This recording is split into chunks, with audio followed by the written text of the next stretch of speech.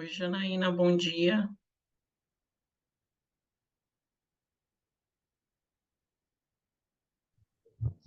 Olá, bom dia. Tudo Consegue me bom? Eu ouvir? sou. Consigo, estou ouvindo bem. Eu sou Meire, sou uma das apresentadoras aí de artigo. Eu estou como assessora de sessão, Ok, é, e aí vou ficar aqui dando suporte a vocês. A professora já chegou, aqui, não, a, acho a que não. moderadora. Tá, vamos aguardar, e aí se der o nosso horário, e a professora não entrar, a gente já se organiza para começar, tá bom? Ok, Eu vou colocar aqui no chat para vocês, é, a nossa avaliação, tá? Que aí até o final da sessão eu peço que vocês, por gentileza, respondam, tá? ok.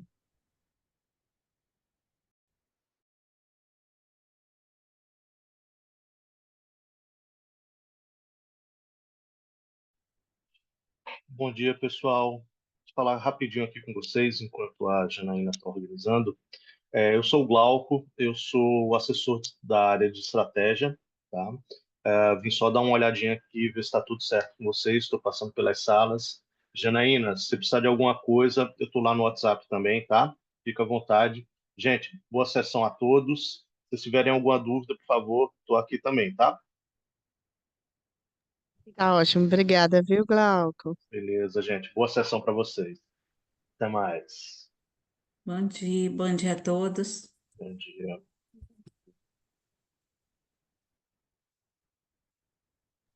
Bom dia, bom dia. Bom dia a todos.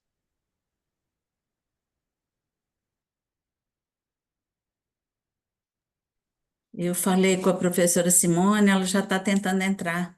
É que, de fato, Janaína, a primeira vez que eu entrei ontem e apanhei um pouco também, porque primeiro você cadastra, ano passado não era assim. Então, como esse ano mudou, as pessoas estão entrando e aí elas estão apanhando um pouco. Ontem eu tive relatos também de gente que demora um pouquinho a mais porque tem esse trâmite que ano passado não tinha e aí deu esse estranhamento. Tudo Ela bem, pediu até para tranquilo. avisar que ela já está entrando, mas que está um pouquinho lento o sistema. Tá ótimo. Eu Eu também também tenho tive aqui um essa rebate mesma aqui. Entrei, e dificuldade. saí, entrei, não entrei, depois entrei. Então, Ele estava ganhando de 10-0, mas você conseguiu vencê-lo, né, Wilson? empatamos um pouquinho.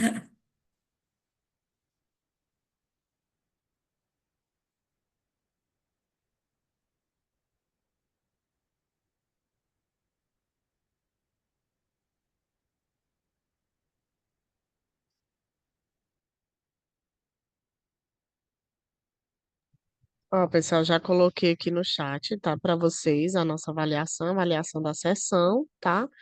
Que aí vocês podem estar respondendo até o final dessa sessão. No final vou colocar de novo, porque aí alguém pode entrar depois, né? E acabar não vendo. Mas no final eu repito essa mensagem lá, tá? Bom Eu vou dia, aguardar a professora entrar para ela decidir como é que vai ser como que vão ser as apresentações, tá bom? Bom dia, bom Simone. Está dia, aparecendo a tudo. tela da PUC, mas a sua, você não. E agora? Agora sim. Está ótimo. Estão me ouvindo, Estamos gente? ouvindo. Oi, gente, bom dia. Olha só, desculpem o atraso, assim, tem tanto tempo que eu não uso o Zoom, que na hora que eu entrei, ele foi atualizado, você acredita? Então, assim, deu uns probleminhas aqui, ele atualizando o Zoom ainda. Mas, bom dia, Janaína, você que está aqui conosco para nos ajudar, né? Obrigada, viu? Olá, professora, bom dia. Eu que agradeço. Tudo Estou bem? aqui para dar o suporte. Qualquer coisa. Ah, ótimo. Nós já temos aqui a Meire, né? Ei, Meire, tudo bem? Tudo, professora. Prazer estar aqui com vocês. Prazer. Chegou o Luiz Fernando, né? Bom dia, Luiz. Aqui Oi, nós pessoal, temos bom dia. bom dia, Marcela e o Wilson, né? Aqui no mesmo trabalho comigo. A Mira. Tudo bom, Amira? Janaína. É, você acha que seria importante a gente esperar um pouquinho para chegar todo mundo? Acho que é bom, né? Uns minutinhos. É, professora, eu acho que, mas também para não comprometer muito, acho que a gente pode dar 5 minutos para ver se entra todo mundo. E Aham. aí, é, queria só ver com a senhora como é que a senhora decidir sobre a apresentação dos trabalhos, se vai ser mostrando o vídeo ou se Uhum. vai, dar essa disponibilidade para as pessoas, apresentarem, né? Se tiverem trazido a apresentação para apresentar aqui. Então, eu fiquei pensando, assim, a turma toda acho que se preparou para a questão da apresentação pelo vídeo, né? E eu acho que talvez a gente pudesse fazer a apresentação do vídeo. O que que você acha, pessoal? Porque, assim, o vídeo já estava todo organizado dentro de uma lógica, né, de apresentação para respeitar um tempo. Então, eu pensei que a gente poderia apresentar os vídeos, eh, e aí, eu acho que a gente tem um tempo bom aqui, né, gente? Então, se vocês acharem que vale, apresentou um vídeo e aí a gente dá um tempinho aí, uns 5 a 7 minutinhos para cada autor fazer um comentário após o vídeo, porque eu fiz a conta do tempo e achei que tinha bastante folga. A gente tem uma sessão de 1 hora e meia, né? Então, às vezes, o autor principal, e aí a gente coloca aquele que é o autor principal, que está aqui, né, participando, o primeiro autor, ou se tiver um outro representante, e aí ele fala, faz alguns comentários, a gente passa para o próximo vídeo e a gente passa para os comentários ao final. Podemos fazer assim, gente? Porque aí eu acho que dá tempo de passar todos os vídeos, cada um dá uma palavrinha, aí a gente depois vem para os comentários, porque se a gente abre os comentários antes também, corre o risco de um trabalho, os últimos ficarem mais apertados, né? Vamos trabalhar assim, gente, então? Que aí a gente começaria com o primeiro trabalho é o de cultura, né?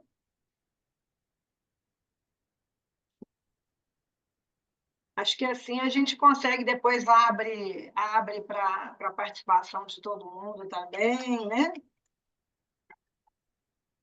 São quantos? São 4 Então, trabalhos? professora Simone, então só para confirmar, eu vou mostrar os vídeos, a gente vai dar 5 minutinhos para o autor fazer algum comentário, né? E aí, em Aham, seguida, a gente já mostra o próximo vídeo, né? E aí, ao final, a gente faz uma discussão coletiva, né? isso mesmo. Aham. Ok. Você passa o vídeo, tira o vídeo. Aí o autor, se quiser fazer algum comentário, aí, né, gente, respeitando 5 até uns 7 minutinhos por autor, um autor, né, por trabalho, e aí você coloca o próximo vídeo e a gente vai na sequência da programação, né, Janaína? Tranquilo aí para você? Tá ótimo, tá ótimo. Tá.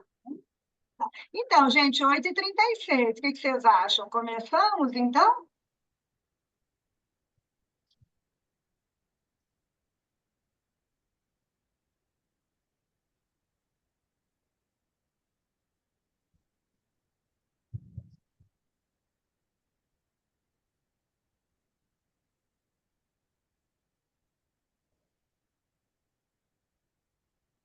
Eu posso passar o primeiro vídeo? Sim, É porque tem um, vamos lá. tem um trabalho que tá sem o vídeo. Aí eu acho que nesse caso a gente pode abrir essa exceção para os autores apresentarem, né? Que é Qual o que é o trabalho trabalho? Big Data Analítico. Ah, tá. Big Esse é o Data, trabalho. Ah. Ele tá. Você vai seguir essa ordem aqui que está aparecendo? pode Como é que ser. é essa ordem? Eu posso começar a aparecer o papel do gestor como fator-chave para a implantação da balança Scar. Pode ser? Aham. Pode. Então, vamos combinar uma coisa, gente? A gente deixa o 196, que é o de Big Data, para o final, pode ser? A gente projeta os vídeos e deixa esse por último. Ok. Tranquilo, Janaína? Então tá, vamos lá então, pessoal.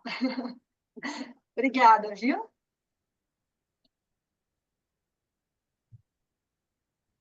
Só-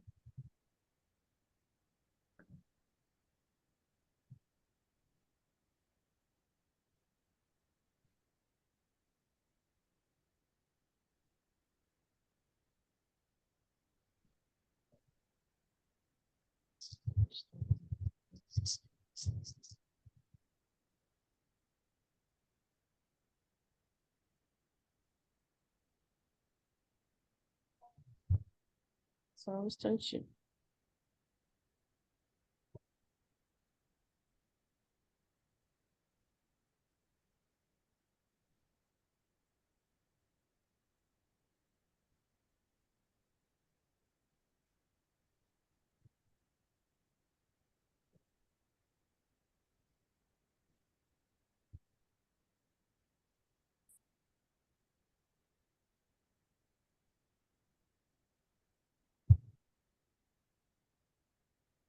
Eu só vendo aqui que foi o erro que deu aqui neste canal do vídeo.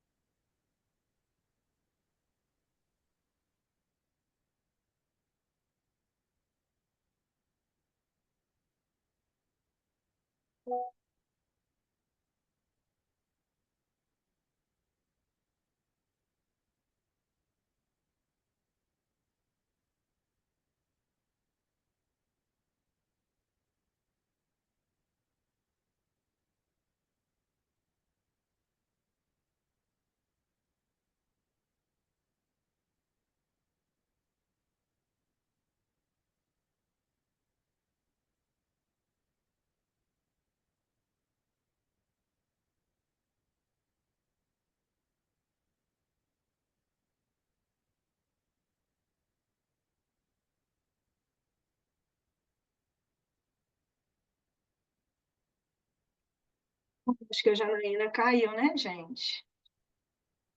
Alguma coisa lá deve ter travado e ela caiu. Vamos aguardar, né? Vamos aguardar.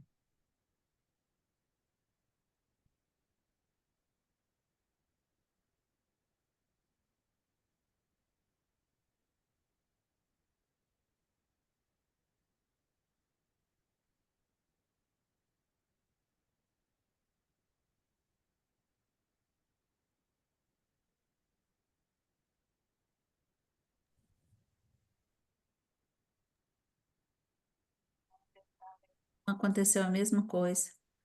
Na primeira entrada, o sistema travou. Travou para ela, né? É, parece que bom, agora caiu. Que a câmera dela estava era desligada, mas agora ela sumiu mesmo. Deve estar entrando de novo. Ela sumiu, ela caiu mesmo. Aham. Deve ter travado Deve lá. ter travado.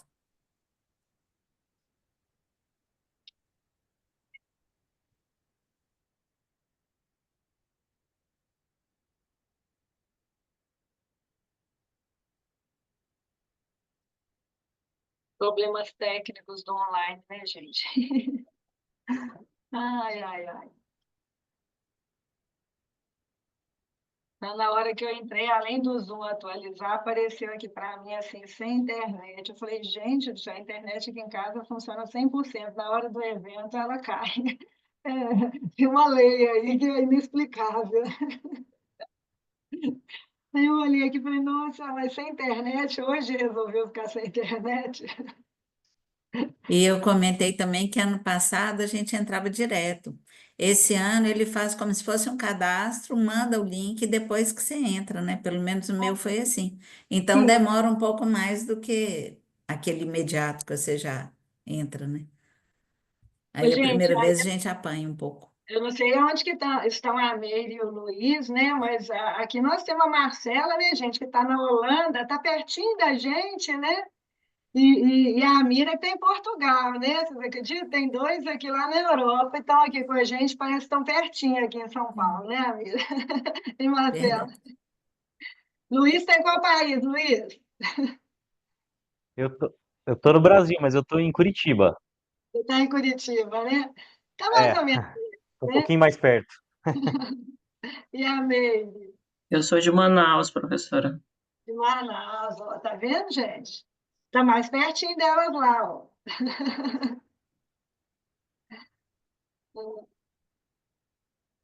O Wilson está em São Paulo, hein, Wilson? Oi? Deixa eu colocar Ah, é aqui. outro.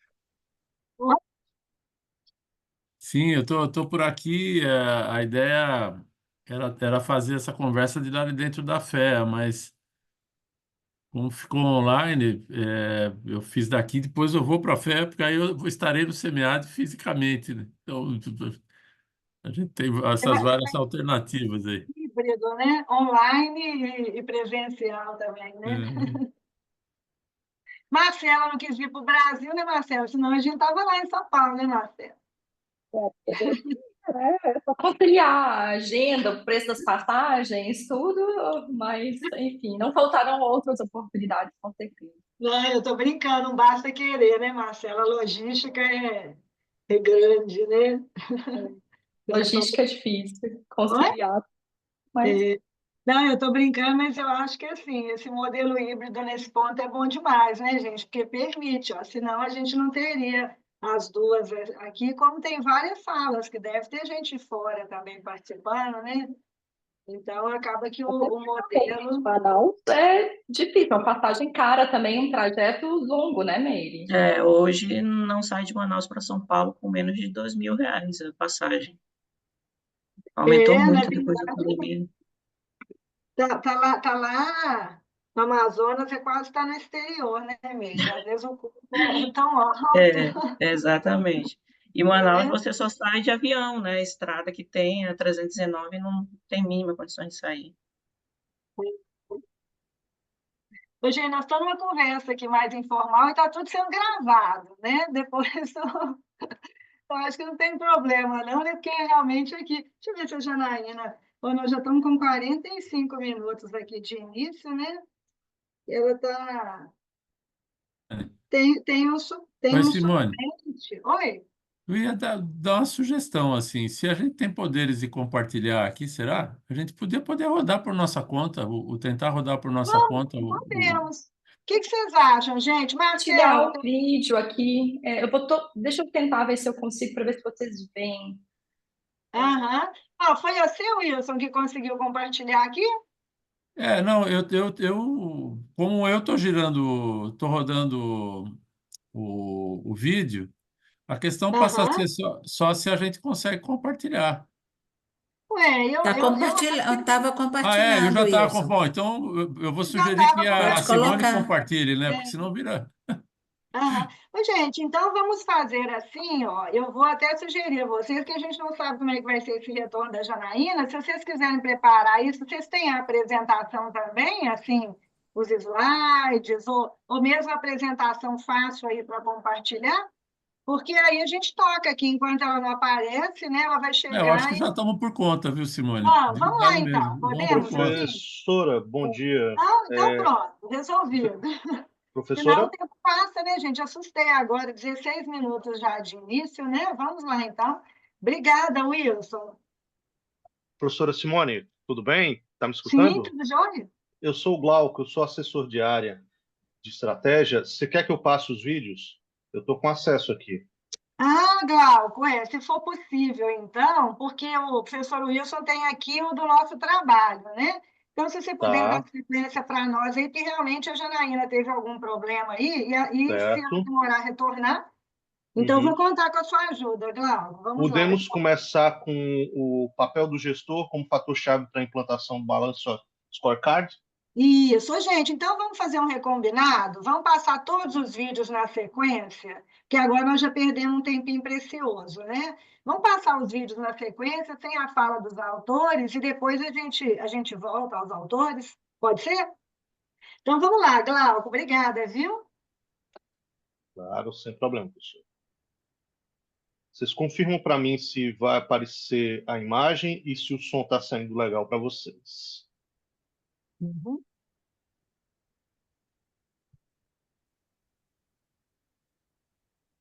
Ó, a Imagem. imagem que apareceu já. Então, a apresentação do artigo elaborado por mim. Iniciando, então, a apresentação do artigo elaborado por mim, Marcela Oliveira dos Santos, pela professora doutora Simone Costa Nunes, Som tá ok? pelo professor doutor Antônio Carvalho Neto e pelo professor doutor Wilson Aparecido Costa de Amorim, onde estudamos o papel do gestor como fator-chave para a implantação do Balance Scorecard através de um estudo de caso. E os principais fatores para a realização do estudo foi a continuidade dos estudos sobre o tema, cada vez mais compreendendo os benefícios e as oportunidades de utilização do BSC, mas também entendendo que a literatura ela nos traz muito sobre o planejamento estratégico, mas amplamente focado na etapa de formulação estratégica. E somente agora a etapa de execução estratégica tem recebido maior atenção. E mesmo sendo uma ferramenta já amplamente estudada e conhecida também no mercado, o BSC ele ainda continua sendo um esforço de implementação pelas empresas, exigindo um significativo investimento humano e financeiro e nem sempre alcançando os resultados desejados e o sucesso esperado. E em relação a sucesso, a literatura já nos traz que o apoio da alta administração é um dos principais fatores de sucesso da implementação do BSC. Então, essa pesquisa se torna extremamente relevante, uma vez que o grande objetivo é compreender como os gestores influenciam nesse papel de implementação estratégica. E eu, como pesquisadora, sou parte da alta administração dessa empresa, foco deste estudo, que está em seu 2º ano de implantação do sistema. E, além disso, existe o objetivo de ter uma maior proximidade da academia com as práticas empresariais, uma vez que esse estudo ele visa ter um maior direcionamento prático de como aprimorar a implementação do BSC e trazer um maior nível e grau de sucesso. Então, trazemos o problema de pesquisa, que é como os gestores influenciam o processo de implementação do processo de dobramento estratégico através da ferramenta Balance Scorecard.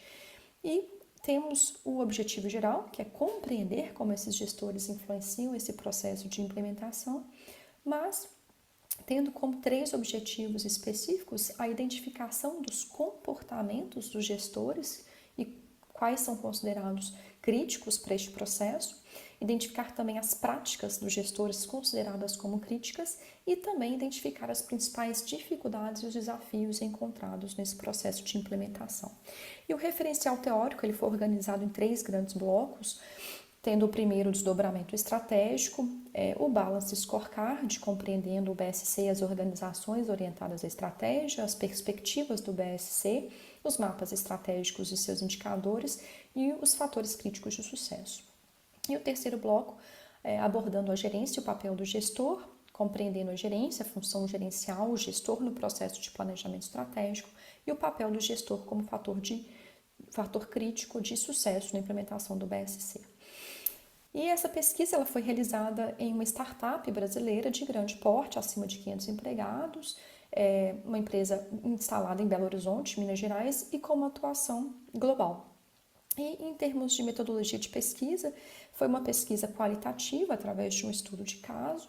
A coleta de dados ela se deu através de pesquisa documental, uma vez que uma das pesquisadoras é parte da alta administração da empresa, mas também foi realizado 21 entrevistas semi-estruturadas com a alta direção da empresa e através de observação direta, uma vez que a pesquisadora era parte do processo, uma parte atuante do processo de implementação do BSC.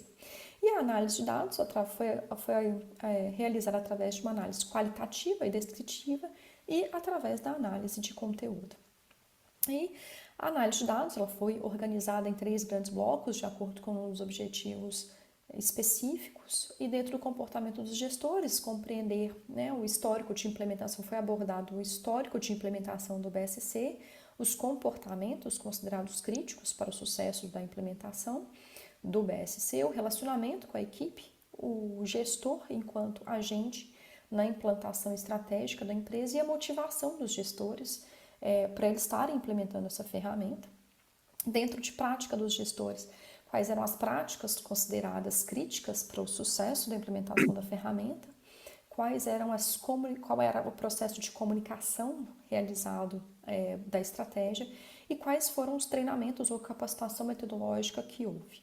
E dentro das principais dificuldades, compreender o conhecimento metodológico e estratégico e qual o impacto desse conhecimento ou a falta dentro do processo de implementação estratégica, se havia ou não incentivos financeiros, quais eram os sistemas e rotinas de acompanhamento estratégico e os ajustes e as melhorias necessárias dentro desse processo de implementação do BSC. E como conclusões e limitação dessa pesquisa, os comportamentos dos gestores.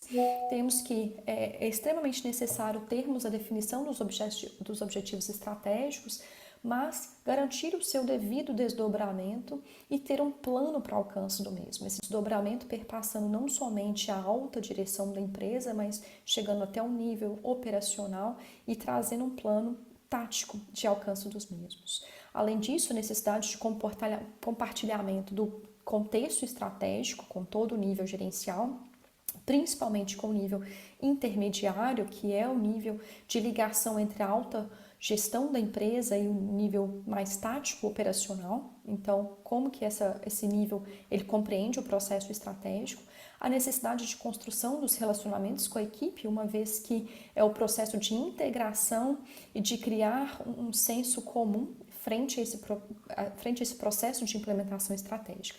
Dentro das práticas dos gestores, a criação e definição de fóruns e rituais de gestão para garantir a adoção das ferramentas, transformando cada vez mais um processo de gestão visual, garantindo transparência e alinhamento em todos aqueles dentro da empresa, a estabelecimento de uma comunicação eficaz e transparente e a disponibilização de treinamentos e garantir a capacidade metodológica, que são fatores-chave de sucesso para o processo de implementação. E as principais dificuldades encontradas um deles, o conhecimento metodológico. Nem todos que estavam envolvidos no processo de implementação possuíam conhecimento metodológico, então o entendimento do porquê se está implementando o processo e quais os resultados esperados, a definição de incentivos e bonificação e garantir uma padronização entre todos os departamentos, não termos formas diferenciadas de incentivos, e ter uma figura de um estrategista, que é o responsável por tocar esse processo de implementação. E como limitações da pesquisa ou como sugestão para novas pesquisas, sugere-se avaliar de forma qualitativa esses comportamentos e as práticas, principalmente para conseguir compreender mais a fundo cada um dos temas e quanto eles impactam diretamente no sucesso do processo estratégico. E o outro ponto que pode ser explorado é aprofundar sobre os diferentes perfis de liderança e como eles se encaixam ou potencializam o sucesso do processo de implantação do BSC. É isso. Muito obrigada.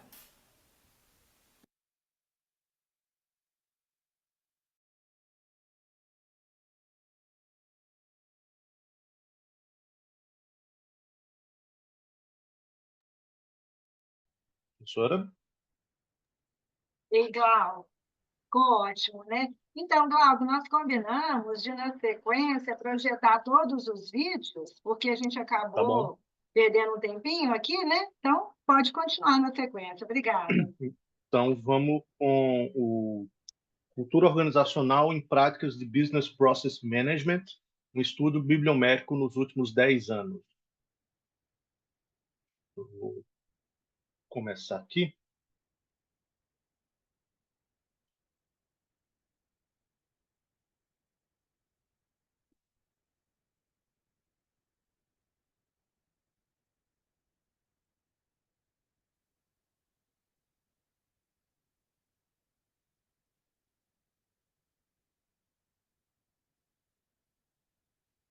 Cultura organizacional em práticas de Business Process Management, um estudo bibliométrico nos últimos 10 anos. Tradicionalmente, as iniciativas de BPM buscam estabelecer controle e estabilidade e se preocupam em identificar e solucionar problemas que ocorrem ao longo da sequência de atividades e eventos nas organizações. BPM é uma abordagem de gestão com foco no gerenciamento e na melhoria contínua dos resultados dos processos, e também com entendimento horizontal das organizações baseada em processos. A cultura é um fator crítico capaz de determinar o sucesso ou o fracasso das iniciativas de BPM, e também uma das principais razões para aplicações mal-sucedidas de métodos BPM. Apesar da complexidade da mensuração do impacto da cultura, em BPM, um número significativo de autores reconhece cada vez mais a cultura como fator central nesse processo.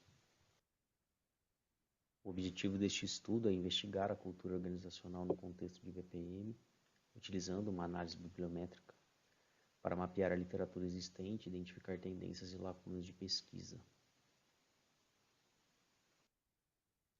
Como contribuição, a análise bibliométrica desse estudo pode fornecer um mapeamento científico e aumentar a visibilidade das pesquisas na área de BPM, especialmente levando em consideração a variável cultura organizacional.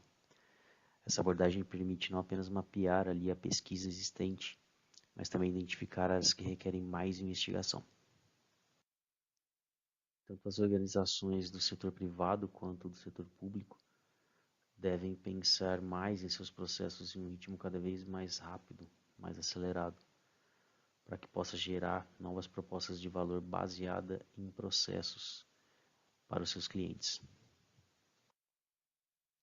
Essa disciplina de gestão, chamada BPM, se preocupa com a análise de negócios e melhoria contínua dos processos nas organizações. E o objetivo é estabelecer maneiras eficientes e eficazes para a criação de valor para seus clientes. Até hoje, os poucos acadêmicos que estudaram sistemicamente a relação entre BPM e cultura organizacional sugerem que a cultura tem uma influência significativa sobre BPM. Os pesquisadores têm procurado determinar como a cultura se encaixa no BPM e como essa dinâmica muda com as diferentes estruturas organizacionais. A cultura organizacional pode impactar o BPM da organização. O método adotado neste estudo foi uma análise bibliométrica para que fizéssemos um mapeamento científico que trata-se de uma coleção de contribuições intelectuais de membros de uma comunidade específica científica. A análise bibliométrica é uma técnica quantitativa de avaliação de estrutura intelectual de uma determinada área científica de estudo. A base de dados Scopus foi utilizada nesse trabalho, reconhecida como a maior citação a banco de dados abstrato. Após limpeza de dados, a string utilizada foi esta, e feito após isso um recorte dos últimos 10 anos, que é o objetivo desse trabalho. Aqui uma ilustração de como ficou a string de pesquisa, com o número inicial de documentos, o recorte dos últimos 10 anos e quantos artigos, 1.156 documentos que foram selecionados para análise.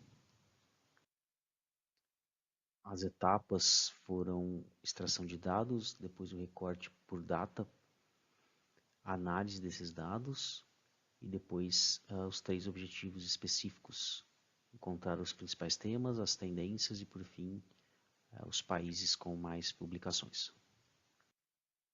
Nos resultados, na primeira fase, para identificar os principais temas e subtemas na interseção entre BPM e cultura organizacional, encontramos 6 clusters: gerenciamento de processos de BPM, 2, gestão do conhecimento e gestão da qualidade, 3, cultura organizacional e desempenho, 4, inovação e cultura corporativa, 5, cultura organizacional e vantagem competitiva e 6, cultura e sucesso.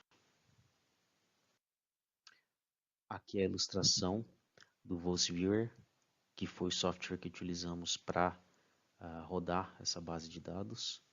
Então a gente repara aqui a cultura organizacional no centro, aqui BPM também e todas as correlações que geraram os clusters citados anteriormente. Aqui uma tabela que demonstra os clusters, os 6 clusters, e em cada um deles os subclusters, ou seja, uma segunda camada que desmembra os temas e subtemas encontrados.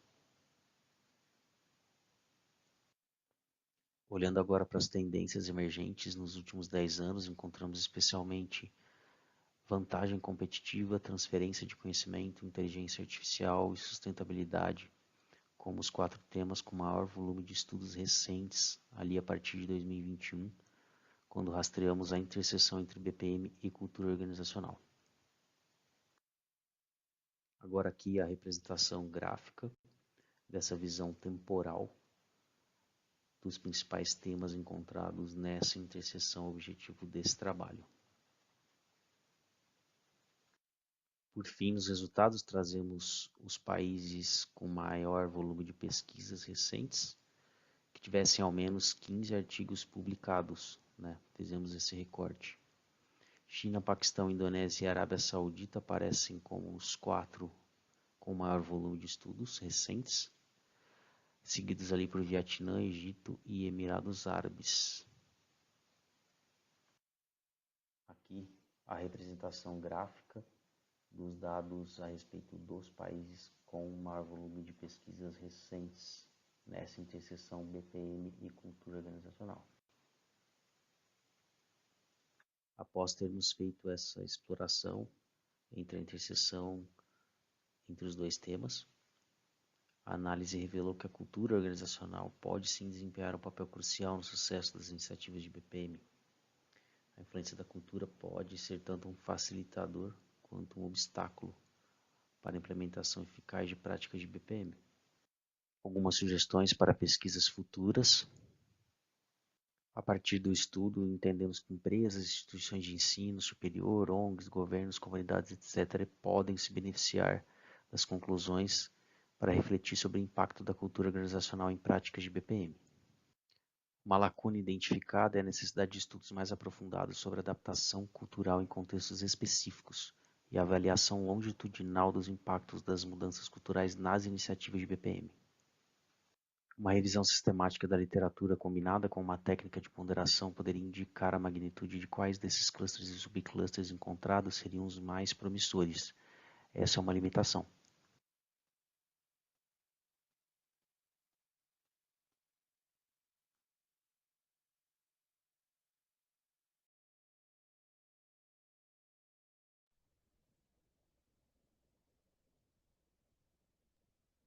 Passando agora para o próximo artigo, 11.19, relações entre capacidade absortiva, ambidestria organizacional, educação 4.0 e desempenho organizacional nas instituições de ensino superior privadas brasileiras.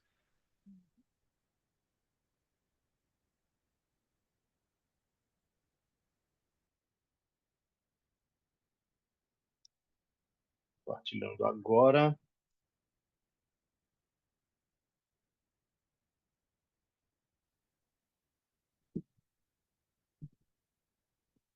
Olá, sejam todos bem-vindos. Eu apresentarei o artigo com o tema Relação entre a capacidade absortiva, ambidestria organizacional, educação 4.0 e o desempenho organizacional nas instituições de ensino superior privadas brasileiras. Eu sou Meire Damasceno, doutora pela Universidade de Fortaleza, e em parceria com o doutor Sérgio Henrique Arruda Cavalcante Forte, desenvolvemos o artigo que agora será apresentado. Vou apresentar um breve roteiro da nossa discussão. Começaremos com uma introdução do tema, onde definiremos os principais conceitos e lacunas da pesquisa. Em seguida, discutiremos o plano de hipóteses como uma proposta de um modelo teórico que integra 5 importantes construtos. A metodologia, que detalha o processo de coleta e análise de dados, será explicada também. Vamos aos resultados da pesquisa, onde apresentaremos as análises estatísticas e no item de discussão e conclusão refletiremos sobre os principais achados, suas implicações práticas e sugestões para futuras pesquisas. O ambiente em que as IAs privadas no Brasil operam é altamente dinâmico e desafiador, exigindo estratégias que equilibrem eficiência e inovação. O surgimento da educação 4.0, impulsionado pelas inovações da indústria 4.0, transforma não apenas as tecnologias utilizadas no ensino, mas também a forma como as instituições gerenciam seus recursos e processos. Gente, deixa eu só ver se não está com velocidade alterada aqui. Isso, Glauco. Você está me ouvindo? Estou te ouvindo, professora. Tá. Não, estava aceleradíssimo. Até te mandei uma mensagem aqui no chat. Mas aparentemente não está não, tá, professora? Estou olhando aqui, está normal. Pois é. A Meire está aí. Será que foi a gravação mesmo? Você gravou acelerado, professora? Deixa eu ver se a Meire... Ela tá.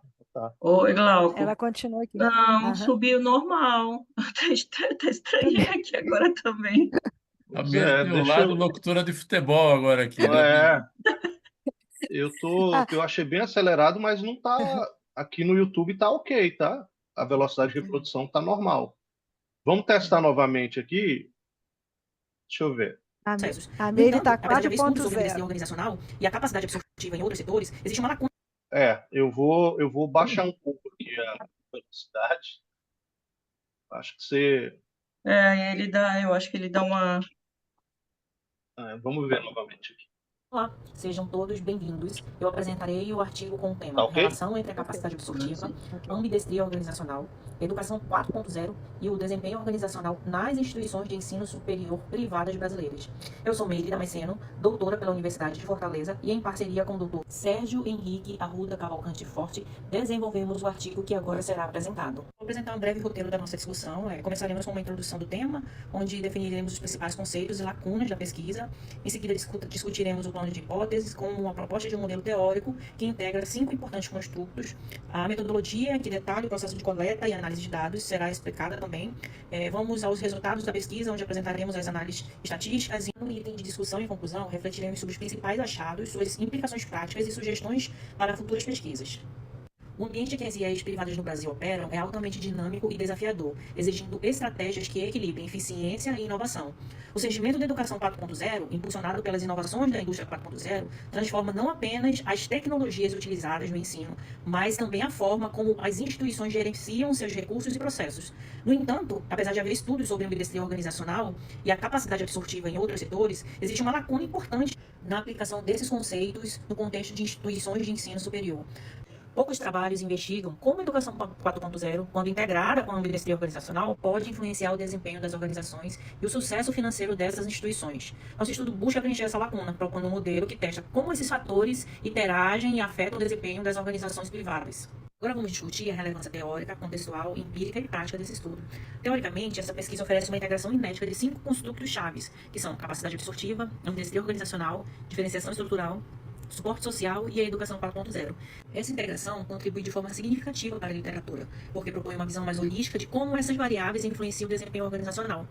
Contextualmente, a pesquisa se insere em um momento crítico de adaptação do ensino superior, onde a transição para a educação 4.0, aumentada pela pandemia, exige que as instituições de ensino superior revisem suas estratégias e incorporem tecnologias digitais para se manterem competitivas.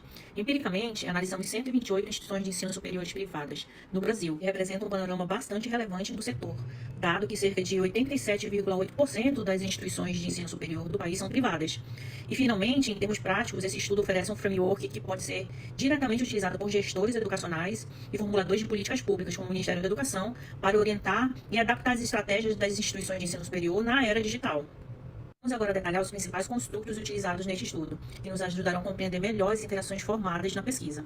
O primeiro construto é a capacidade absortiva, que se refere em adquirir, assimilar e aplicar novos conhecimentos externos para promover a inovação. Em seguida, temos a ambidestria organizacional, que é a capacidade de equilibrar as atividades de exploração de novas oportunidades, mais conhecida como exploration, e a otimização de recursos e capacidades existentes na organização, identificada como exploitation. O terceiro construto é a diferenciação estrutural, que diz respeito à separação de unidades organizacionais com o objetivo de otimizar a otimização dos recursos existentes versus as novas oportunidades. Sendo esse um ponto controverso que veremos mais à frente. Já o suporte social representa o contexto organizacional que incentiva a colaboração, a confiança, a comunicação aberta entre os membros da instituição, facilitando a integração entre inovação e eficiência.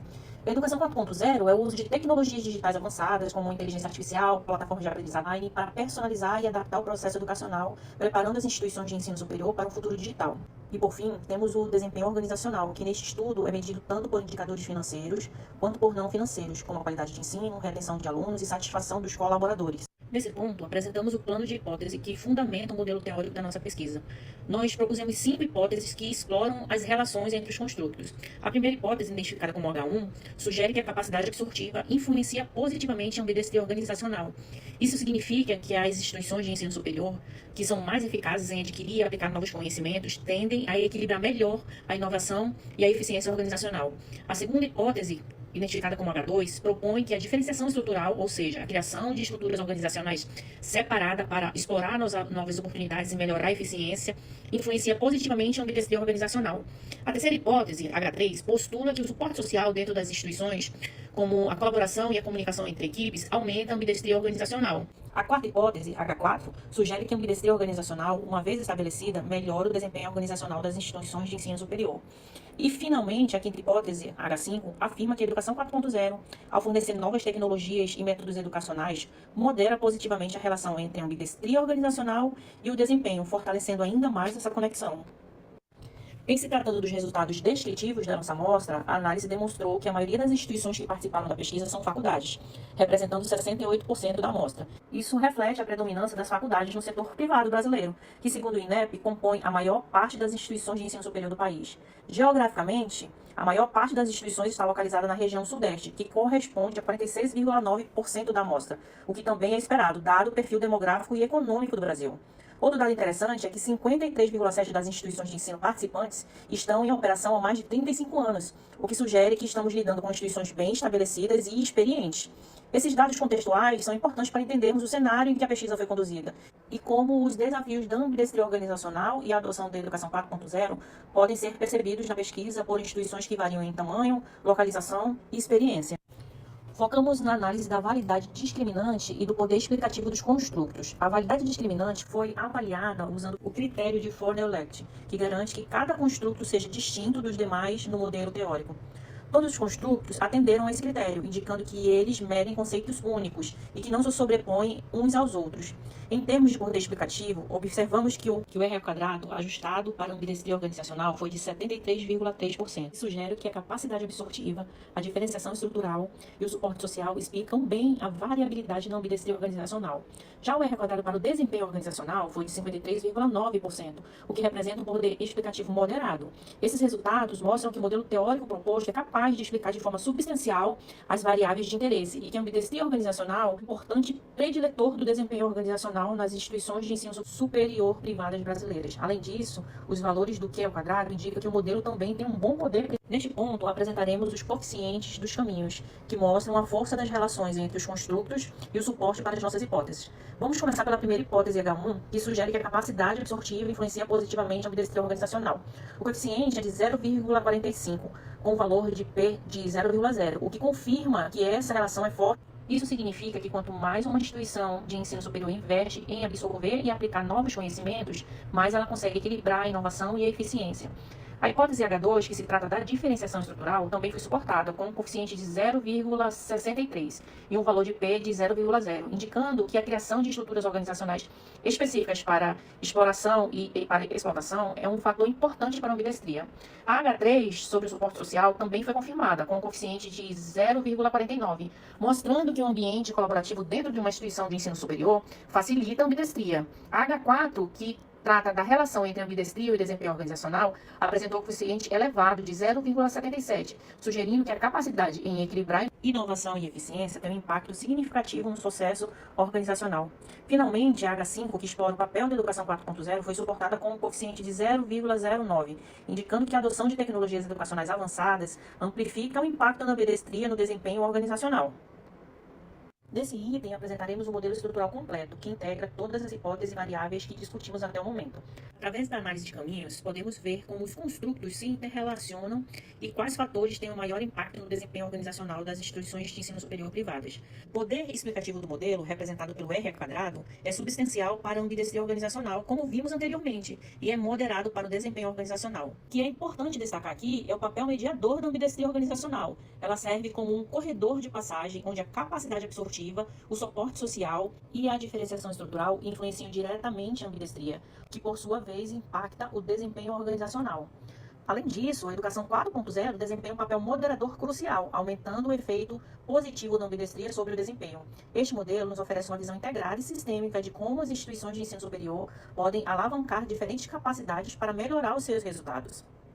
Agora vamos discutir os resultados à luz das hipóteses. A primeira hipótese, que sugere que a capacidade absortiva influencia positivamente a ambidestria organizacional, foi confirmada.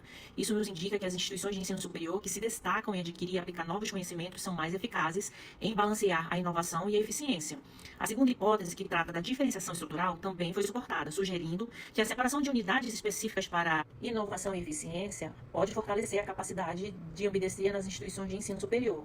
No entanto, essa relação pode ser mais complexa dependendo da estrutura organizacional específica de cada instituição. A terceira hipótese, que se trata do suporte social, também foi confirmada, mostrando que ambientes colaborativos e integrados ajudam a promover a ambidestria organizacional. A quarta hipótese, que liga a ambidestria ao desempenho organizacional, foi fortemente suportada, destacando o papel central da ambidestria no sucesso das instituições de ensino superior. E, finalmente, a quinta hipótese, sobre a moderação da educação 4.0, também foi confirmada. Isso nos mostra que a adoção de tecnologias educacionais avançadas amplifica os benefícios da ambidestria organizacional, tornando uma instituição de ensino superior mais preparada para o futuro. Com base nos resultados, podemos concluir que o modelo teórico proposto foi amplamente validado. A capacidade absortiva, ou seja, a habilidade de uma instituição em adquirir e aplicar novos conhecimentos, desempenha um papel crucial na promoção da ambidestria organizacional. Além disso, o suporte social, identificado como fatores de comunicação aberta, a confiança entre as equipes e cultura organizacional favorável, também foi identificado como um prediletor significativo para a ambidestria. Esses dois fatores combinados explicam uma parcela significativa da capacidade das instituições de ensino superior em equilibrar inovação e eficiência, o que, por sua vez, leva ao melhor desempenho organizacional. O papel da educação 4.0 também se mostrou fundamental, moderando positivamente a relação entre a ambidestria e o desempenho. Isso reforça a necessidade das instituições de ensino superior adotarem práticas tecnológicas avançadas, como o ensino digital personalizado, o aprendizado e automação, para se manterem competitiva e inovadoras no ambiente educacional atual e tão tecnológico. Por outro lado, a hipótese que sugeria que a diferenciação estrutural influencia a ambidestria organizacional foi menos robusta que o esperado. Isso pode ser explicado pela complexidade das estruturas organizacionais nas instituições de ensino superior, onde a criação de unidades separadas para o exploration e exploitation pode gerar fragmentação ou uma falta de coordenação entre as equipes. É possível que, em vez de estruturas completamente separadas, um modelo mais integrado, com maior flexibilidade, possa ser mais eficaz. Para futuras pesquisas, sugerimos explorar essa dinâmica com mais profundidade, incluindo variáveis como cultura organizacional, a influência de lideranças. O ponto importante é a necessidade de estudos longitudinais, que permitiriam uma análise mais detalhada do impacto de práticas inovadoras, como a educação 4.0, ao longo do tempo. Em suma, este estudo contribuiu significativamente para o campo de gestão educacional, a oferecer um modelo robusto e prático para as instituições de ensino superiores melhorarem seu desempenho organizacional em um ambiente cada vez mais digital e competitivo. Agradeço a todos que nos acompanharam até aqui e até a próxima.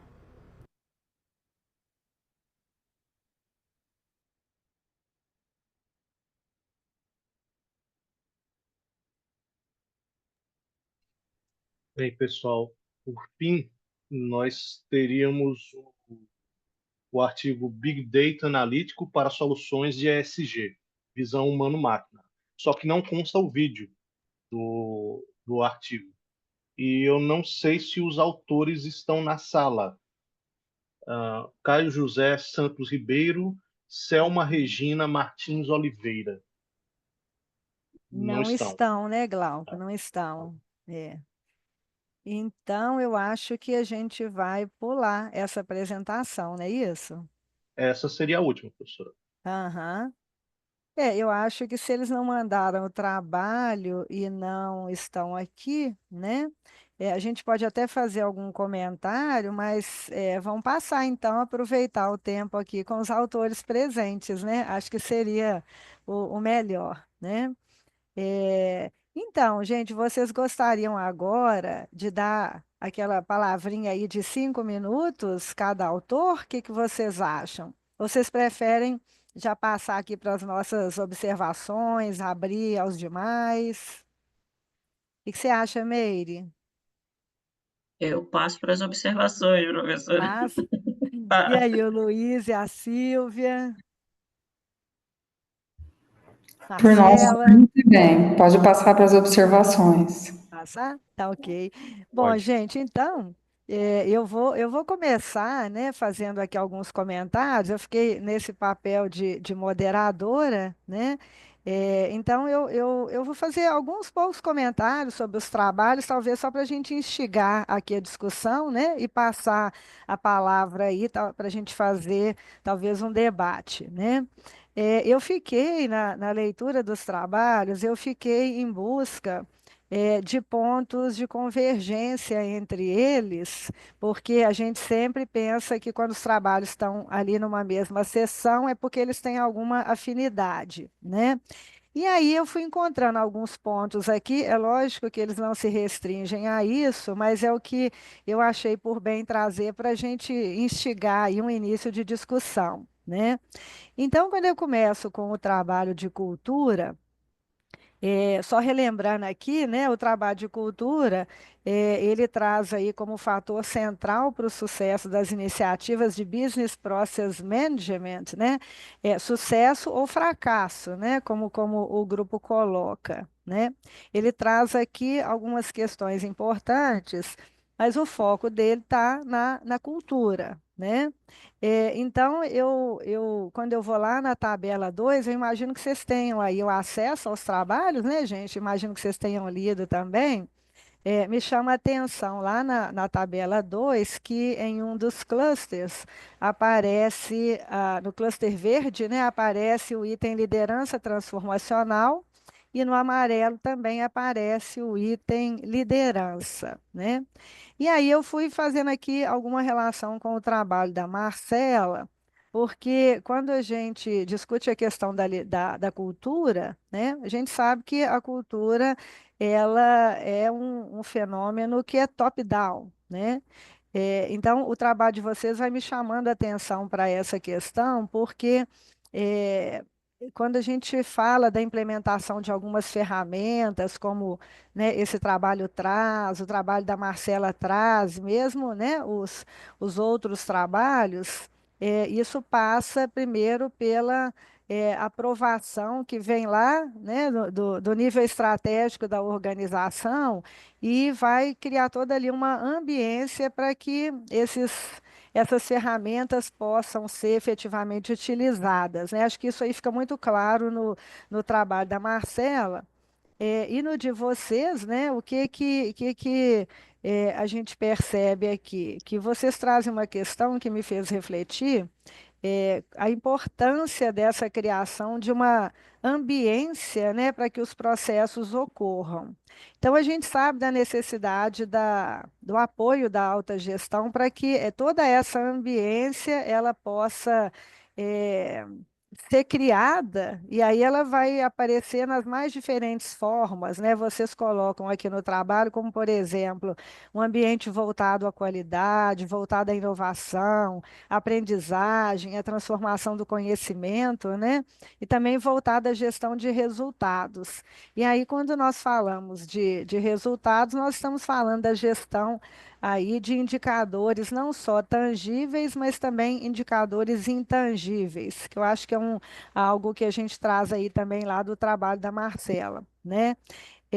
Então, eu achei que esses são elementos assim importantes que o trabalho traz para reflexão, né? Porque a questão da cultura é fator-chave nessa questão da criação de uma ambiência que vai possibilitar o uso desses processos, ferramentas, né?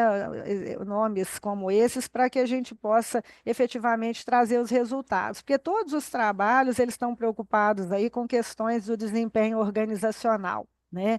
Então, todos vocês se voltam para essa questão do desempenho e dos resultados.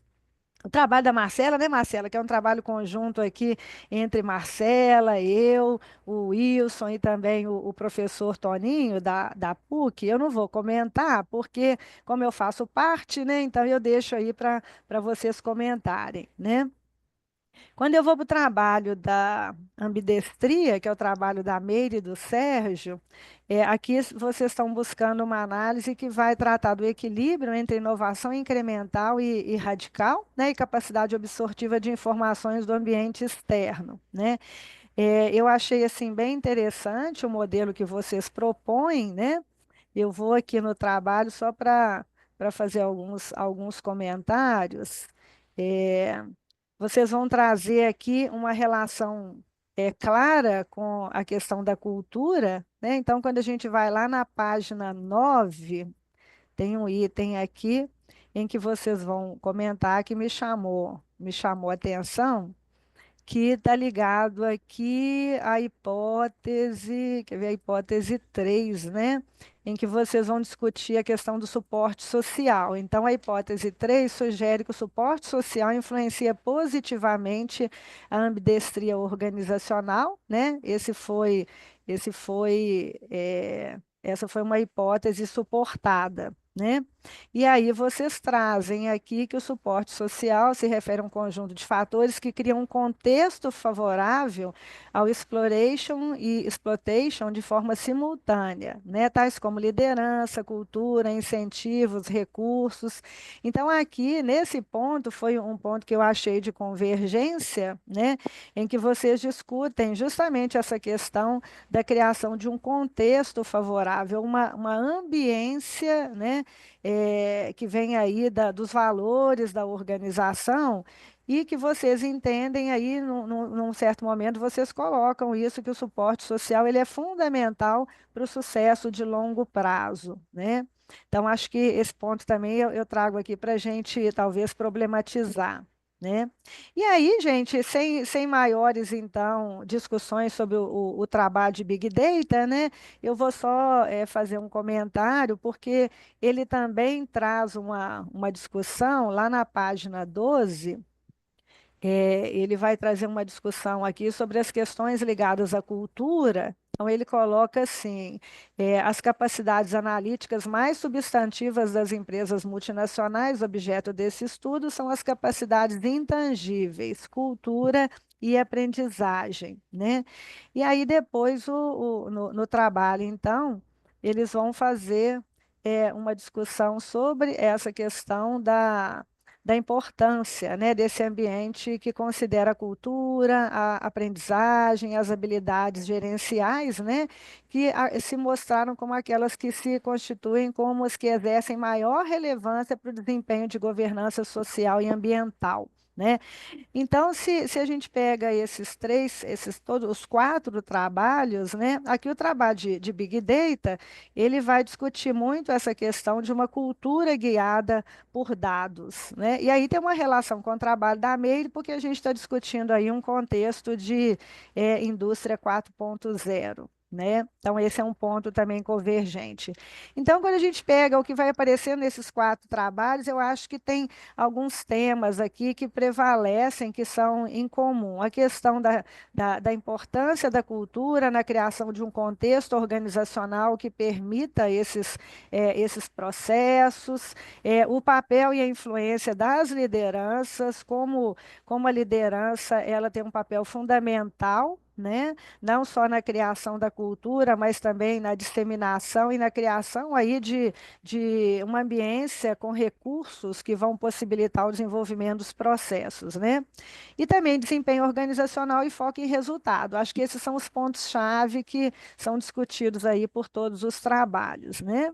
Então, gente, queria só passar por essas questões para talvez a gente gerar aqui uma discussão inicial, mas né, vocês fiquem à vontade aí para iniciar como vocês acharem melhor, tá? Achei todos os trabalhos assim muito interessantes, cada um tem uma contribuição, né? Quando a gente olha assim, parecem temas diferentes, dissociados, mas quando a gente vai ajuntando, eu acho que isso aí só reforça a complexidade da discussão aí relacionada ao desempenho organizacional, né? Então é isso, eu passo a palavra para vocês. Como que vocês querem começar?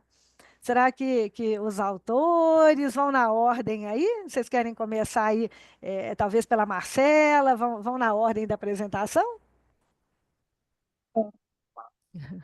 Outros pontos que você trouxe, principalmente fazendo a conexão dos trabalhos, né, nessa parte da criação da ambiência, e principalmente dentro do papel da liderança para a criação dessa ambiência.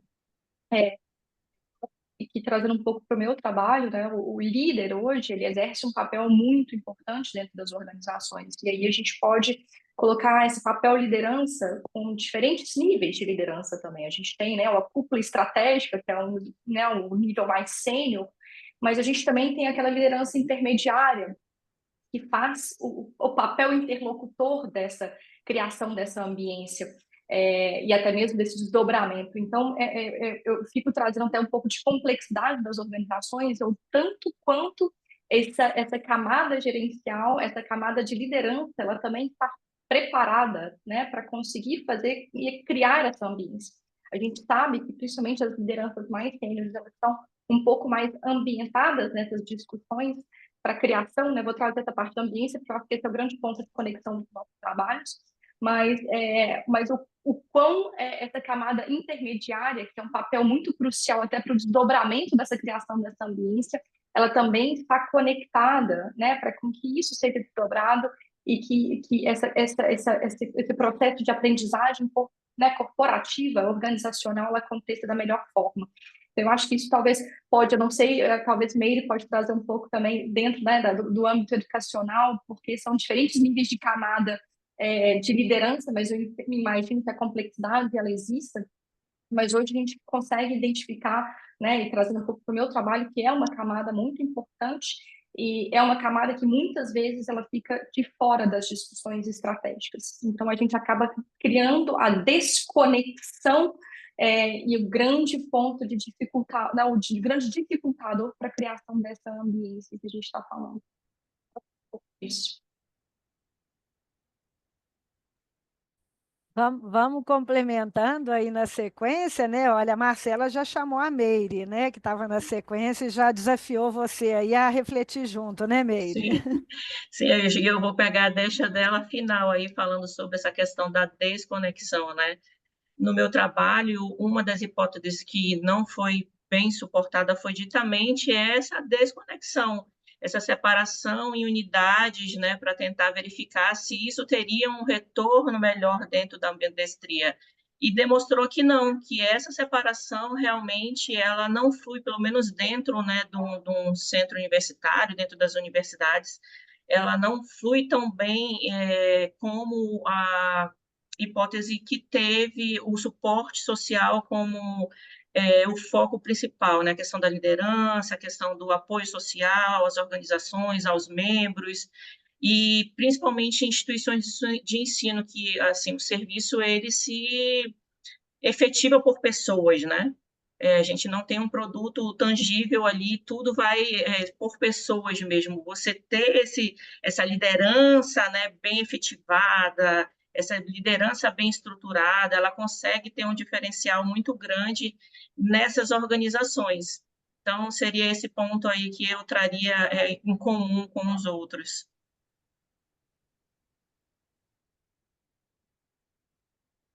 E aí, o Luiz e a Silvia, eu acho que você tocou um ponto que pega o trabalho do Luiz e a Silvia, quando eles vão discutir a questão da diferenciação e integração, né? Vamos lá, estou julgando mais, né, ponto aqui, né? Tá. Bom dia a todos. E parabéns, Simone, pela condução e por essa análise que você fez, conectando tudo. Acho que foi bem interessante para a gente ver que a gente tem essas interconexões, né?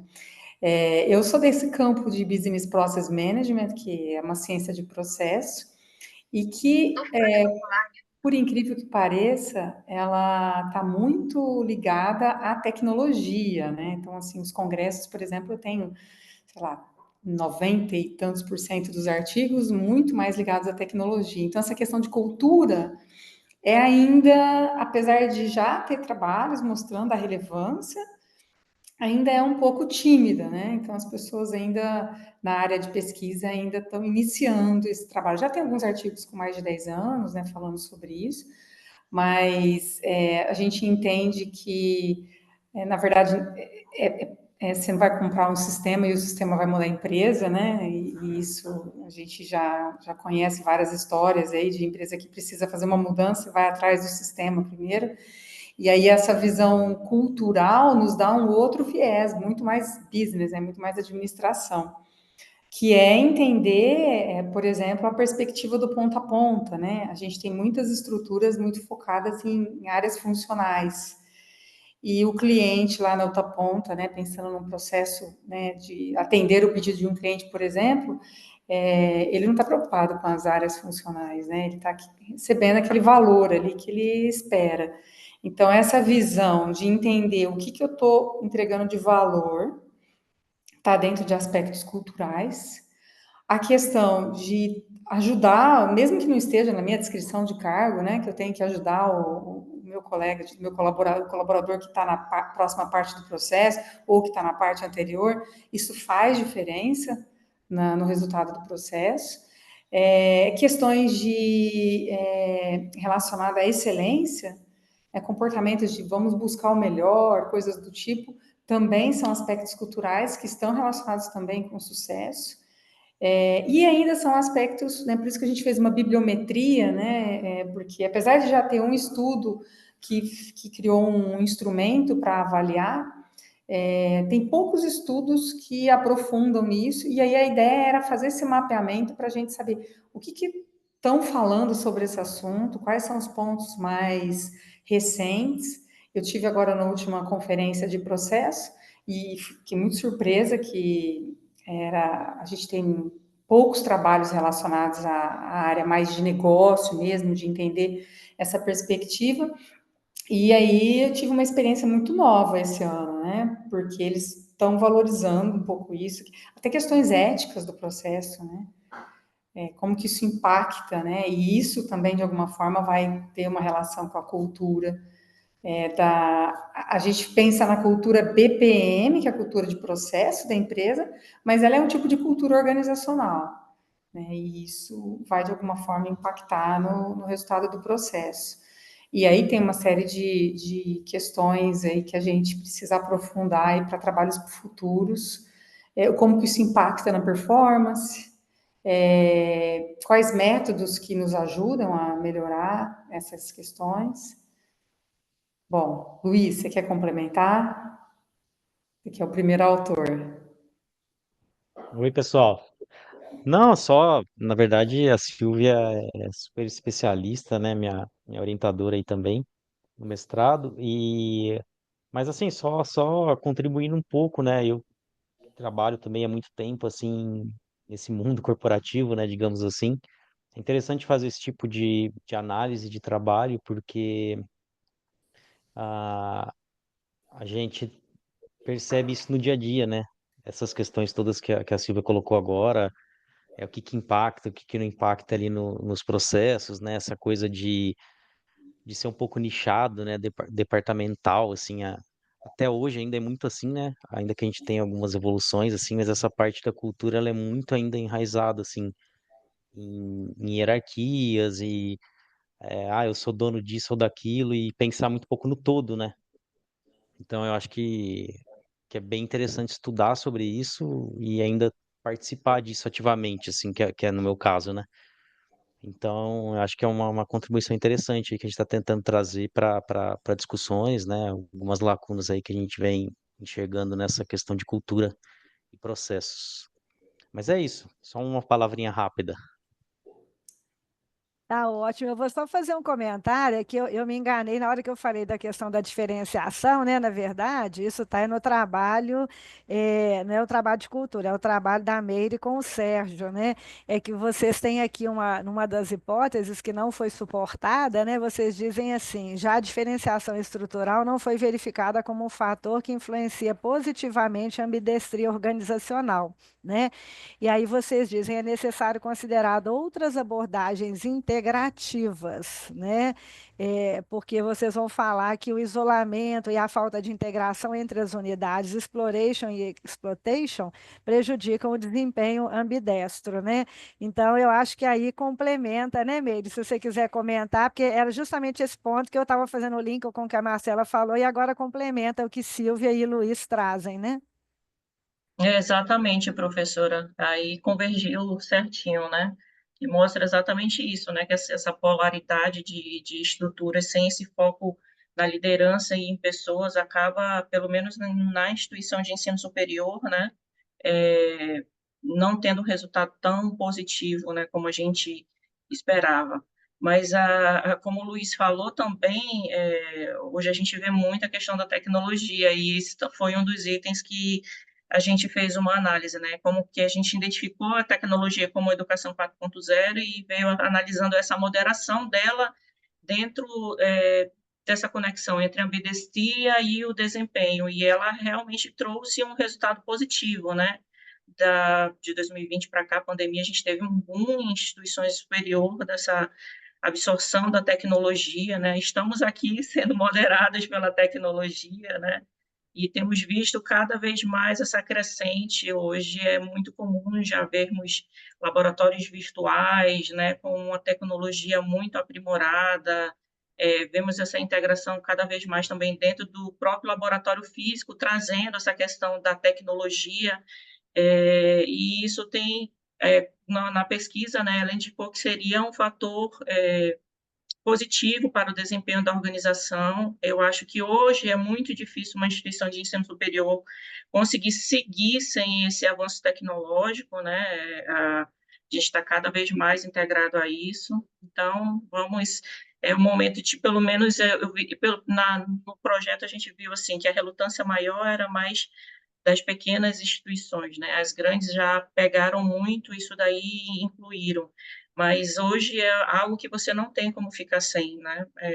Na própria pandemia, eu trabalhava numa instituição de ensino superior que tem 40 anos aqui, e o mantenedor, ele tinha 80, e ele relutou muito, porque ele era muito tradicional em implementar a aula online, né? E tanto que nós ficamos até junho, mais ou menos, sem aula nenhuma na faculdade.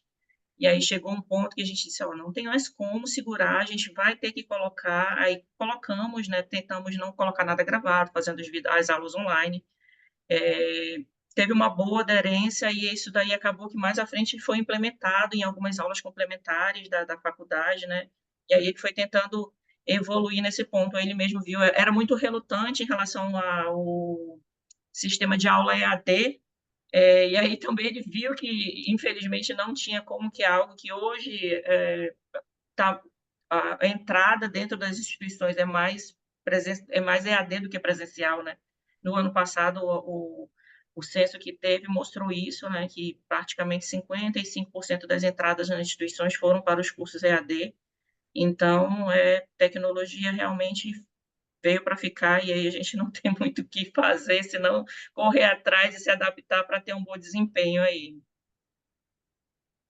Muito bom. Agora eu vou só voltar para a Marcela, né? Marcela, você que fez um trabalho aí usando o BSC, né? Como é que você pode defender o uso do BSC dentro dessa visão que a gente traz aqui de uma abordagem integrativa, né? Porque ele tem um olhar aí para a questão do desempenho, dos resultados e trabalha também com indicadores tangíveis e intangíveis, né? Bom, eu não vou falar da minha opinião, né? Mas aí eu acho que você podia discutir um pouco aqui conosco essa questão de como você vê o uso da ferramenta com essa possibilidade aí de, a partir né, do que foi falado aqui, da diferenciação organizacional, você também tem um processo de integração a partir do uso de uma ferramenta, né?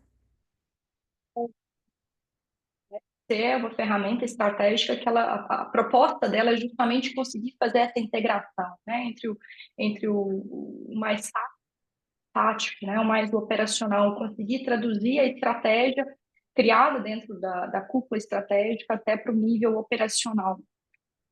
Esse é um dos grandes propósitos da metodologia. E eu gostei muito de um ponto que a Silvia falou, até anotei, que ela trouxe um ponto até as empresas querem comprar a tecnologia e já ter seus problemas solucionados.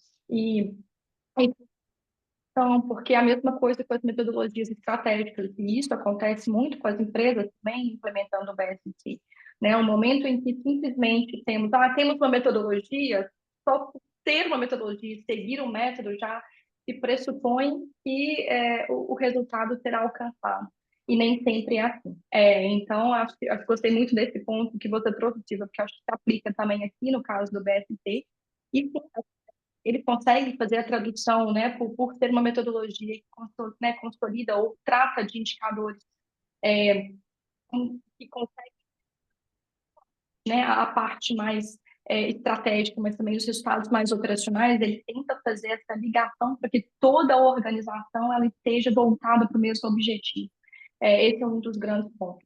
Mas pela simplicidade da metodologia, existe a complexidade operacional, principalmente que a gente tem dentro dos níveis gerenciais e também pelo nível operacional. Enquanto você, né, voltando à parte organizacional e de cultura, o momento que você não consegue ter uma comunicação clara e trazendo um pouco para os resultados da minha pesquisa, porque é justamente a ideia da pesquisa, é justamente como que a gente consegue criar um planinho, né? Entregar para a gestora e falar assim, olha, tenta fazer isso aqui, porque se você conseguir fazer isso, a sua chance de sucesso com a implementação da ferramenta tende a ser maior, né? Essa era a proposta da metodologia, e a gente, ou da pesquisa, me desculpem, mas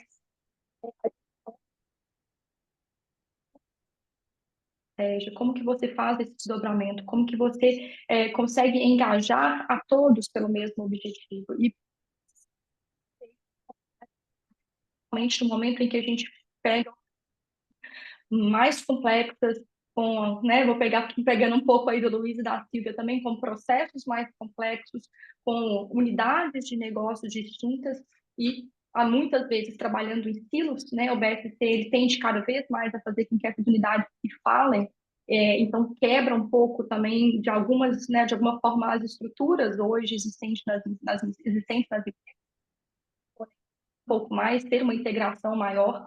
Então, é uma ferramenta muito fácil, amplamente estudada, muito conhecida no mercado, já é uma ferramenta antiga, a gente vê as pessoas utilizando mais, e a maioria das pesquisas até hoje feitas na parte de planejamento.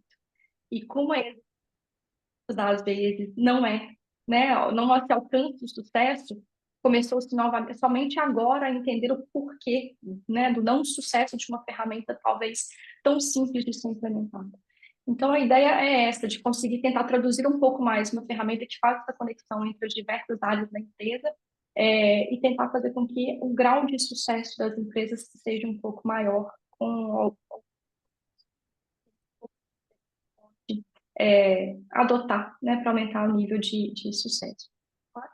Pode, Simone, você, como minha orientadora, né, também trazer pontos, o Wilson como parte integrante também aí do trabalho, então acho que é importante, mesmo você moderando a mesa, se quiser também trazer pontos, fique à vontade. Então, eu já ia puxar aqui o Wilson, viu, Marcela? Falei para o Wilson Esperei um trazer. pouco, então. Já falei demais. E aí, Wilson? Então, vamos lá, bom dia. Agora, formalmente, enfim, dando uma olhada nos materiais, a gente sempre vem para sessões de congresso e aprende, né? A gente aprende fazendo, aprende apresentando, aprende observando, né? Eu tinha questões, na verdade, porque como a gente está trabalhando no caso do BPM e do BSC com ferramentas gerenciais, né? De onde vem a minha pergunta, nesse caso, para a BPM? Em RH, a gente discute muito convergência e divergência, né? A convergência, a utilização de políticas e práticas entre os países, né? Dos países centrais para os países das outras regiões, e a gente identifica modos de uso dessas políticas e práticas de RH, dizendo, olha, elas convergem numa determinada direção em função da ação das multinacionais, em função das características culturais, ou então elas divergem exatamente pela diferença de cultura nacional ou outros elementos. E a gente estuda bastante isso, porque isso acaba rebatendo na implementação, que é algo que tanto para a Marcela quanto para a questão do BPM, também eu acredito para a discussão de ambidestria, ela é importante, né? Porque a gente pode teorizar, pode ter um modelo, pode ter uma série de coisas, mas é na hora da implementação que a gente verifica se a coisa se encaixa, né? E qual é o nível de resistência das organizações. Resistência no sentido de se opor mesmo, né? De atrito mesmo, gerar atrito e calor para que aquela ferramenta resulte como sendo boa, né, para a organização. Então, nesse sentido, eu queria perguntar para o Luiz Fernando e para a Silvia se tem alguma razão para o fato da gente ter países assim que não são centrais, digamos assim, do ponto de vista do foco de publicação, né? A gente tem lá a China é central, claro, mas assim, Arábia, Indonésia, aparece Reino Unido e França, mas são marginais ali como nós. Então, se vocês têm uma razão para que haja uma concentração de publicação, porque a hora que você colocou a informação, a curiosidade do pesquisador aparece, né? Fala, tá, ali eu vou perguntar. Então, essa é para vocês. E no caso, para a Meire, uma questão que eu queria colocar que em relação ao perfil da amostra. Eu fiquei curioso de saber um pouco mais sobre o tamanho da amostra e o perfil. Eu vou te contar por quê, Meire. A área educacional no setor privado no Brasil, como em vários outros setores, ela passa por um processo de concentração de capital. Quer dizer, a gente tem cada vez mais, cada vez menos grupos controlando cada vez mais unidades de ensino, né? E isso tanto para o nível das unidades educacionais quanto para o nível das universidades. E isso certamente tem um elemento de convergência mesmo, né? Quanto maior o tamanho, maior a escala, maior a probabilidade de aplicação da tecnologia, isso como elemento adicional, para além daquele que a gente está embarcado culturalmente. Então, são as questões que eu queria colocar, assim, para o trabalho da Silvia e do Luiz Fernando e para o trabalho da Meire também, muito rapidamente, que eu estou vendo o tempo correr ali. Obrigado. Posso começar? Vamos lá. Fiquei curiosa também, professor, sobre isso. O que eu percebo, assim, que a gente tem um outro artigo que a gente fez um levantamento, um estudo bibliométrico para ver o que tinha de BPM, né, de gestão de processos no mundo, e a gente chegou por país. Curiosamente, o Brasil, se eu não me engano, era o primeiro ou o segundo. Só que a gente pegou só naquele grande campo de administração. O que me parece é que quando a gente entra para uma coisa mais tecnológica, a Alemanha fica em primeiro, depois, a Alemanha assim em primeiro, bem longe, né? Mas depois vem Holanda, aí alguns estudos na Bélgica. Os Estados Unidos sempre tem também, fica em primeiro lugar em algumas análises que nós fizemos, só que os Estados Unidos assim é muito, como é que eu vou dizer? É um artigo num lugar, outro no outro, não tem um grupo forte de pesquisa, né? Quando a gente vai analisar. E assim, o que tem me parecido, né? Que parece que esses países do leste europeu, principalmente, eu vi a Croácia, a Polônia, eles têm tido mais interesse em pesquisas que ligam processo à gestão.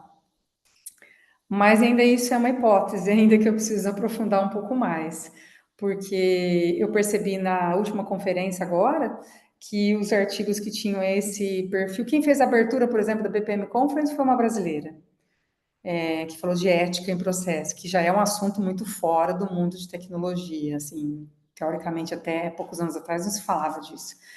E daí, aí no primeiro dia, que foi um dia que teve a parte de inovação em processo, também tinham trabalhos de países bem nesse perfil, assim, ou leste europeu, ou alguns... A Ásia não tinha, para falar a verdade, a Ásia não tinha ninguém.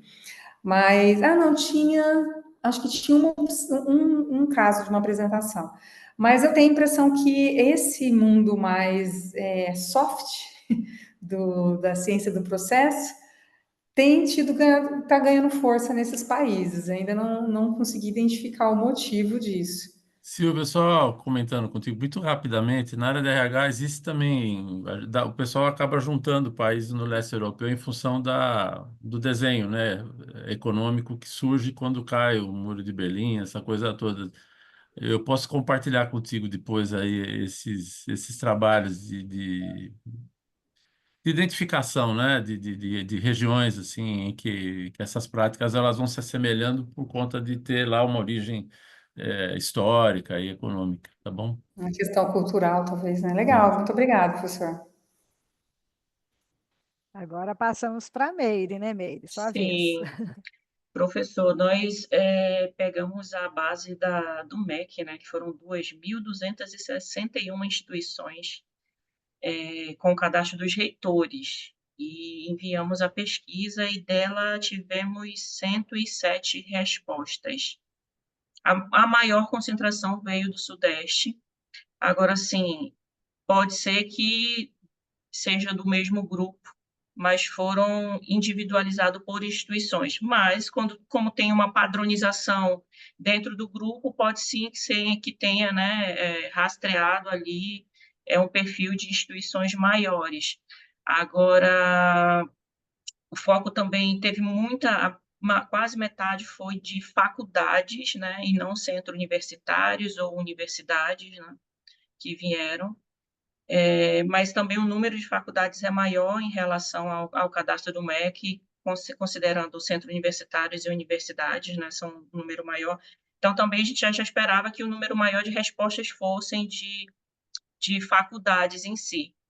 Mas o que o senhor falou realmente tem coerência, né? A gente viu que grandes conglomerados compraram muitas pequenas faculdades, né, no Brasil todo, e foram agrupando em grupos, e hoje a gente acha que tem quase 50% do mercado, se não mais, concentrado na mão de grandes grupos, que mantiveram as nomenclaturas individuais, mas concentram o grupo e de praxe, as normativas, né, e estruturação também são padronizadas.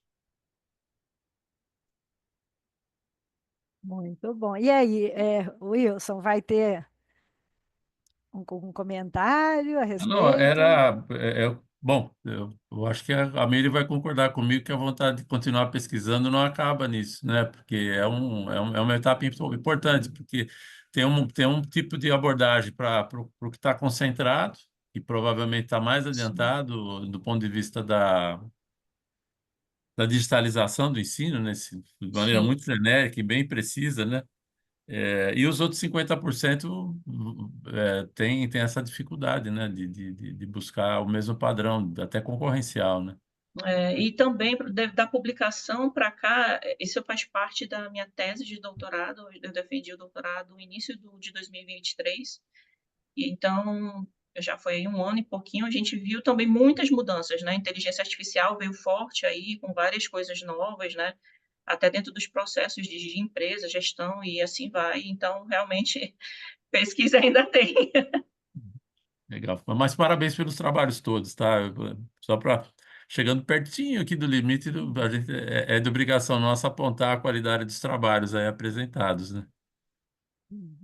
Eu vou passar a palavra para a Mira. Amira, só que antes eu queria só fazer um comentário, gente, que a Janaína colocou aqui no chat, pedindo que a gente faça a avaliação da sessão, tá? Eu acho que tem que copiar o link, né, Janaína? Senão depois a sessão é apagada, mas também eu vi que na programação, quem não quiser fazer agora, na programação a gente está na sala online 11, né? Lá também tem um espaço de avaliar a sessão, né? Então pode ser feito aqui agora, copiando o link, ou então entrando depois lá na sessão online 11, né, Janaína?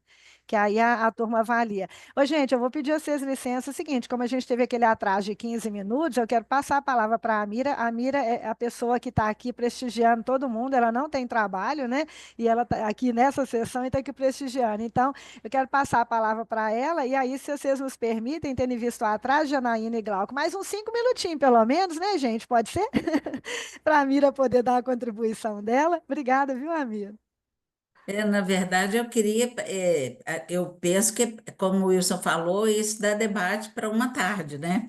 Mas a gente não vai ter esse tempo. Eu ia fazer um comentário em forma de pergunta para os grupos, cada grupo de cada artigo responder, mas eu vou fazer então em forma de comentário, que eu acho que é uma reflexão que pode ser interessante para eventuais outros artigos. Primeiro, parabenizar os trabalhos, achei muito interessante e esse gancho que a professora Simone também fez, alinhando esses conteúdos. Mas o que eu queria comentar, e eu acho que é um ponto sempre, o meu olhar é sempre de gestão de pessoas, né? Então, o tema da liderança, o tema da cultura, são temáticas que, para mim, são transversais a todo processo. E, portanto, toda ferramenta, seja BSC, seja o BPM, enfim. E é curioso porque, ainda que a gente pense na lógica da implementação, ou do resultado, ou do desempenho, né? É, sempre a perspectiva de envolver os empregados, mais até do que envolver a própria liderança, porque é óbvio que a liderança é esperado culturalmente que seja envolvida. É ela que vai, a gente brinca em consultoria que é um efeito chuveiro, né? É ela que vai, de alguma maneira, contaminar e contagiar as pessoas para essa implementação. Mas o fato de envolver as pessoas desde o início, do ponto de vista processual, ajuda no final do ponto de vista dessa implementação. Então, às vezes, as ferramentas são pensadas do ponto de vista estratégico, só envolvendo o corpo da alta liderança da organização, e isso dificulta para o próprio gestor que depois a implementação seja efetiva.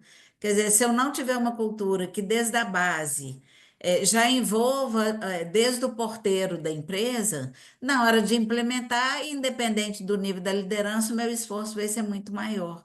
Eu ia trazer isso para ouvir um pouco cada autor, mas eu acho que não daria tempo, mas eu acho que é sempre uma reflexão interessante para a gente, especialmente que quer alinhar a gestão de pessoas com a estratégia. Não dá para alinhar se a gente, de fato, não tiver o envolvimento das pessoas desde a base, né? Mas parabéns, achei muito bacana. Todas as temáticas são muito atuais, apesar da ferramenta, como a Marcela falou do PSC ser antigo, a gente está sempre atualizando a implementação nas empresas. É muito bacana de ouvir que ainda tem trabalhos e trabalho de qualidade desenvolvendo esses temas, né? Parabéns. Obrigada, Simone.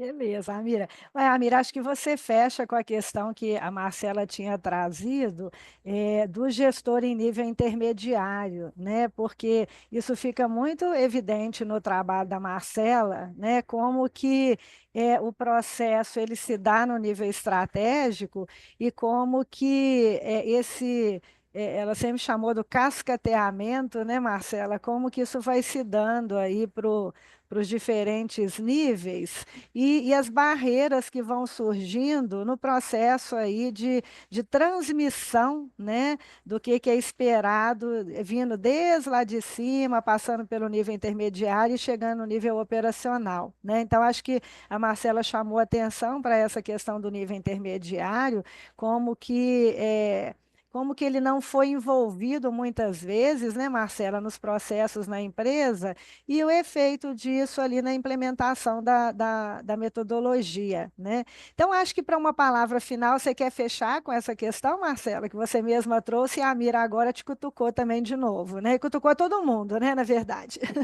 Mas é isso, eu acho que essa é a chave. Eu também sou muito a favor da parte de gestão de pessoas, Amir. Eu acho que as ferramentas, né, as ferramentas gerenciais hoje, elas ainda pecam um pouco nesse processo de desdobramento, de cascateamento delas, quaisquer que sejam, né? Acho que quando você, Simone, trouxe no início, um pouco trazendo, né, da importância da liderança pela concepção das ideias, e normalmente sempre é muito formatado, né, na cúpula estratégica, e normalmente as ferramentas, sejam BPM ou BSC ou quaisquer que sejam, a tomada de decisão de implementação, ela é normalmente top-down, e muitas das vezes esse cascateamento não acontece, né? No meu caso, especificamente, na empresa que eu trabalhava, que é a empresa objeto do estudo, foi uma decisão, junto com a consultoria, de não envolver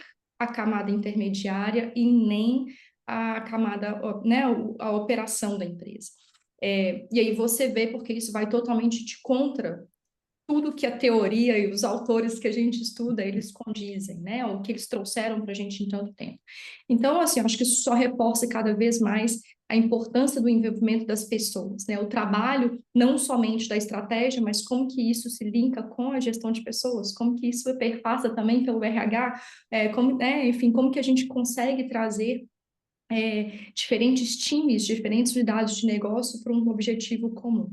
O BSC está aí, é uma ferramenta integratória, ou esse é o objetivo dela, mas talvez o mau uso, né, ou a forma, né, o approach não tão adequado faz com que o insucesso ele se aplique dentro das empresas. No caso da empresa que é o objeto do estudo, não foi uma ferramenta, né, de sucesso, né, a estratégia não foi alcançada, enfim, tinha tudo para acontecer, mas decisões erradas, né, trouxeram aí grandes insumos, e a gente viu um outro caso de insucesso de uma ferramenta que é tão poderosa e faz esse link, né, de toda a camada da empresa.